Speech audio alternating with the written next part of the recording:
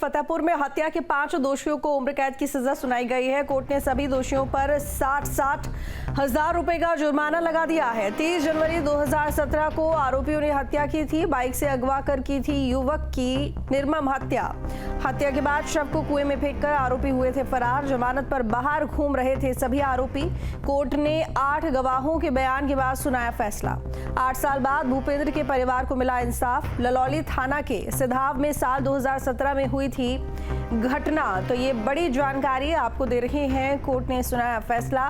बता दें कि फतेहपुर में हत्या के 5 दोषियों को उम्र कैद की सजा सुनाई गई है और कोर्ट ने सभी दोषियों पर 60-60 हजार रुपए का जुर्माना लगाया है। 30 जनवरी 2017 को आरोपियों ने हत्या की थी। बाइक से अगवाकर एक युवक की निर्मम हत्या कर दी थी। हत्या के बाद शव को कुएं में फेंककर आरोपी फरार हो गए थे। जमानत पर बाहर घूम रहे थे सभी आरोपी। कोर्ट ने 8 गवाहों के बयान के बाद सुनाया फैसला। 8 साल बाद भूपेंद्र के परिवार को मिला इंसाफ। ललौली थाना के सिधाव में साल 2017 में ये घटना हुई थी। गोंडा में अवैध मदरसे पर बुलडोजर चला। सरकारी जमीन पर बना था अवैध मदरसा। 25 सालों से बना था अवैध मदरसा। प्रशासन ने मिनटों में जमींदोज कर दिया है। प्रशासन के नोटिस के बाद भी नहीं हटा रहे थे अतिक्रमण। भवनजोत विकासखंड के नवा गांव का मामला है, जहां पर ये अतिक्रमण की ध्वस्तीकरण की कार्रवाई की गई है। तो गोंडा में अवैध मदरसे पर बुलडोजर चलाया गया। सरकारी जमीन पर यह अवैध मदरसा बना हुआ था। 25 सालों से अवैध मदरसा बना हुआ था। प्रशासन ने मिनटों में जमींदोज किया अवैध मदरसे की इमारत को। प्रशासन के नोटिस के बाद भी नहीं हटा रहे थे अतिक्रमण। तो भवनजोत विकासखंड के नवा गांव का मामला है, जहां पर 25 सालों से ये इमारत बनी हुई थी सरकारी जमीन पर और अवैध मदरसे को अब ढा दिया गया है। हालांकि नोटिस दिया गया, लेकिन उसके बावजूद भी यह अतिक्रमण नहीं हटाया जा रहा था, जिसके बाद अब प्रशासन ने कार्रवाई की। तो बुलडोजर की कार्रवाई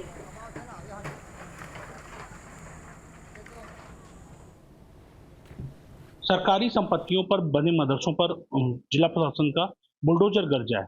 उनके बिल्डिंग ध्वस्त कर दी गई है। हमारे साथ जिलाधिकारी गोंडा नेहा शर्मा है। आइए उनसे जानते हैं कि आखिर क्या कार्यवाही की गई है और आगे इसको किस तरह से भी संचालित किया जाएगा।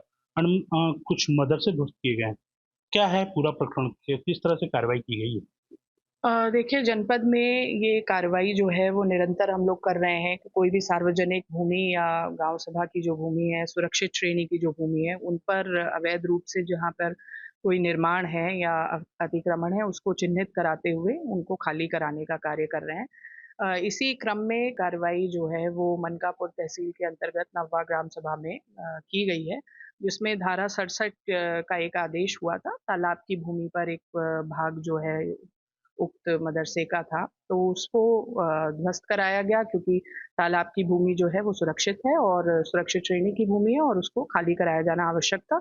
तो उसी क्रम में तहसील की टीम ने ये इंश्योर कराया है एनफोर्समेंट। इसी तरीके की कार्रवाई हम लोगों ने विगत कुछ दिनों पूर्व तरबगंज तहसील में भी की थी। बरौली ग्राम सभा का मामला था, स्कूल के लिए सुरक्षित भूमि पर अवैध अतिक्रमण था। तो ऐसे चिन्हित करने का कार्य जो है वो निरंतर चल रहा है और 67 के जो ऑर्डर्स होकर कई बार रखे हो रहते हैं, उनका क्रियान्वयन नहीं हो पाता है, तो उसको एग्जीक्यूशन पार्ट को भी इंश्योर कराने का जो कार्य है वो भी निरंतर चल रहा है। ये कार्रवाई हम लोग निरंतर करते रहेंगे। गोंडा से विकेश प्रताप पांडे, न्यूज स्टेट, उत्तर प्रदेश।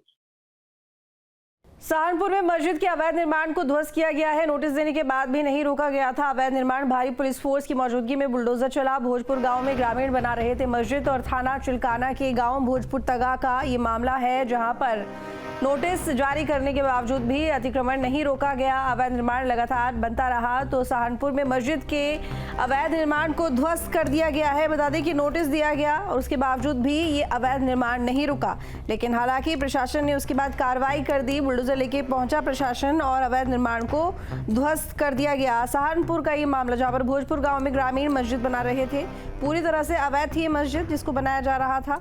हालांकि प्रशासन ने रोकने की कोशिश की थी, नोटिस भी दिया था, लेकिन उसके बावजूद भी ये निर्माण कार्य रुक नहीं रहा था।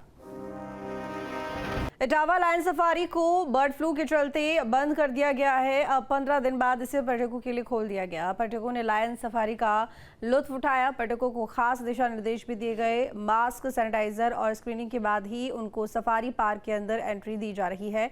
हालांकि सफारी खुलने पर पर्यटकों में उत्साह भी देखने को मिला है। और यहाँ पे हम लोग एटलीस्ट 14 जन अभी अवेलेबल है, ऐसे तो आए बहुत लंबे ग्रुप में हैं। हाँ, तो इटावा कैसे आपको जानकारी हुई कि इटावा में लाइन सफारी है, वहाँ घूमना चाहिए? तो नेट से पता किया कि इधर क्या टूरिस्ट वाला सारी चीज़ है, उसके हिसाब से। पता है ये लॉन सफारी आज ही 15 दिन बाद खुली। नहीं, ये आइडिया नहीं था, तो हम लोग बहुत लकी हैं इस हिसाब से। तो कितना उत्साहित है, कितना बहुत एक्साइटेड, बहुत ज़्यादा। बर्ड फ्लू को लेकर क्या क्या निर्देश दिए गए हैं, क्या गाइडलाइन दी गई? हाँ, मास्क इज़ वेरी कंपलसरी और नहीं उतारना है, सारा चीज़ को देखते हुए। से आए हैं सफारी घूमने। कैसे जानकारी हुई आपको सफारी? जानकारी पिछले बार एग्ज़ाम देने आए थे 2024 में, जो कि उस बार नहीं आ सके, किसी कारणवश तबीयत ख़राब हो गई थी, इसलिए इस बार पर्पस समय निकाले और आए। देखा गया है सारे नियम फॉलो करने पड़े, किस तरह के दिशा निर्देश यहाँ के? बहुत अच्छा लगा। नियम हर तरह का होना चाहिए और उसे फॉलो भी करना चाहिए हर किसी को। आज 15 दिन बाद लाइन सफारी खुली है, क्या लग रहा है आपको शेर को देखने मिलेंगे? 15 दिन बाद खुली, ये तो जानकारी हमको पहले थी नहीं। बाकी अब आए हैं, फर्स्ट बार यहाँ इवेंट किए हैं, अब देखते कैसा रहता है। देश में कोरोना के केस लगातार बढ़ते जा रहे हैं। पिछले हफ्ते की अपेक्षा इस हफ्ते करीब 4 गुना ज्यादा कोरोना के मरीज सामने आए। बढ़ते कोरोना के बीच वाराणसी वालों को भी थोड़ा सावधान रहने की जरूरत है। बीएचयू के वैज्ञानिक प्रोफेसर ज्ञानेश्वर चौबे ने बताया कि कोरोना के 2 नए वेरिएंट सामने आए हैं, जिससे भारत में भी लोग संक्रमित हो रहे हैं। कोविड पर लगातार आप रिसर्च करते आए हैं। कोविड के अलग अलग वेरिएंट आए, पर कोविड के नाम सुनते ही लोगों में एक पैनिक क्रिएट हो जाता है। इस बार किस तरीके के ये वेरिएंट है और कितना नुकसान पहुंचा सकता है?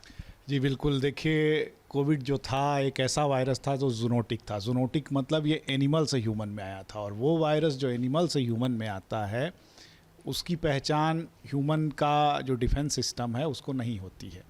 तो इस वजह से पहली बार अगर वो वायरस ह्यूमन में जंप कर रहा है तो ह्यूमन के लिए बहुत ही ख़तरनाक होता है। इस वायरस की जो अभी जो इसके अदर सब वेरिएंट्स निकले हुए हैं, इसमें JN.1 जिसको हम बोलते हैं, उसके भी सब वेरिएंट जो है और भी 2-3 निकल चुके हैं। अभी तक जो इंसाकॉग जो सीक्वेंसिंग करता है पूरे भारत में, वो गुजरात से और कुछ और स्टेट से सीक्वेंसिंग किया है, तो टोटल उसको 4 सब वेरिएंट्स मिले हैं। सारे सब वेरिएंट की ये कहानी है कि ये लगभग 1.5 गुना ज़्यादा इन्फेक्ट कर रहा है अपने ओरिजिनल वेरिएंट से। तो भाई इन्फेक्शन का अगर चांसेस बढ़ेगा तो वो लोगों को ज़्यादा इन्फेक्ट करेगा। लेकिन फिर भी ये वायरस देखिए बहुत कॉम्प्लिकेटेड होते हैं। प्रोटोकॉल का पालन करना चाहिए, फिलहाल आप ये कह रहे हैं? जी बिल्कुल करना चाहिए, और जो भय वाली स्थिति है वो नहीं होना चाहिए, पैनिकनेस नहीं होना चाहिए।